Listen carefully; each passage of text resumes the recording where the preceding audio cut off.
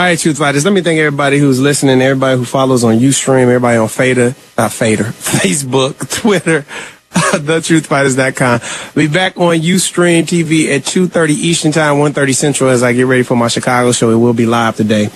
Also, tell your friends and family members about the show. And let me just explain something to you. Again, we have to realize it can never be just one leader in Black America. We make up too many different fractions. I mean, one person can't speak for all of Black America. It's impossible.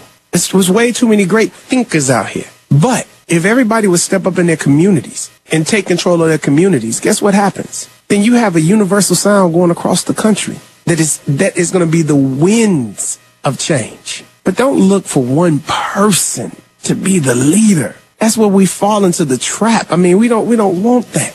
You never want one person to have ultimate power, because they will become corrupt, no matter how pure and good their thoughts and intentions may be. It has to be about a unity, a unifying of all people across this country in order for change to really happen. And don't look for one person to be the person. We have to have leadership all around the country. And see, my thing is, everybody who listens to this show is a leader. I believe that you all are the heroes that we all been waiting for. That's my personal belief. Let's go to line 5, Troy in Atlanta, 1380 WAOK. Welcome to the show, Troy. Hey, Warren. I'm glad I got through. Listen, I'm going to give you these ideas, and you can have them. You don't have to pay me no money for it. Oh, thank you. Listen, the organization needs to be called Black Empowerment, People Empowerment, or something. But it can't just be one thing that we have to focus on, because the Black community is like a web. It all fits together, so we have to focus on different avenues. But under that title of empowerment, Black empowerment, urban empowerment, you can have subcategories where we have education, economics, and environment, the 3 E's. And we need to adopt the neighborhood. We have the Black Bank. We adopt the neighborhood. We go in with the education. We go in there building people's skill sets to be business owners, to be workers in that particular neighborhood. We start improving the environment. Everything starts to working together. But it's a You know what? I'm loving this 3 E's thing, this education, environment, and economics, because honestly, you can make the argument that we're going to educate the people on how to do green jobs to help the environment while they can make some money at the same time economically. Right. It all works together like a web. Once we educate the kids, say, for instance, if you got a little trade school, construction, we educate some of these Black kids who got in trouble and can't get a regular job because they have criminal histories. Well, we educate them on how to build houses. We adopt the neighborhood. We go in and we start improving houses. And then we go in and start building businesses. Okay, we got our Black-owned hardware store. We got our Black-owned restaurant. We got the cafe. We got the dinner theater. That's how we do it. Just like the Jewish communities, the Mexican communities, we got to start out, but it's a web, and it all goes together. That's how we have to do it. We got the Black Bank for the financing.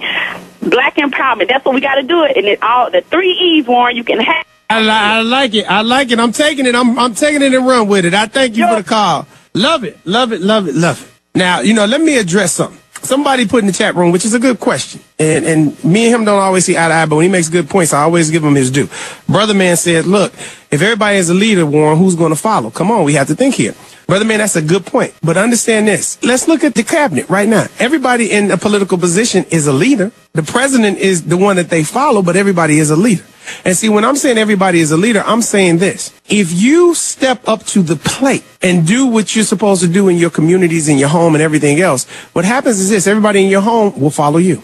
All right. And if everybody in their household is doing this, then you got a group of leaders that's coming together. And, ultimately there will be a leader over the leaders, but it won't be just one person. It will be a group of people coming together, working as a community to make community better for each other. That's when I'm saying everybody is the hero and everybody is the leader. Because, see, this is the thing.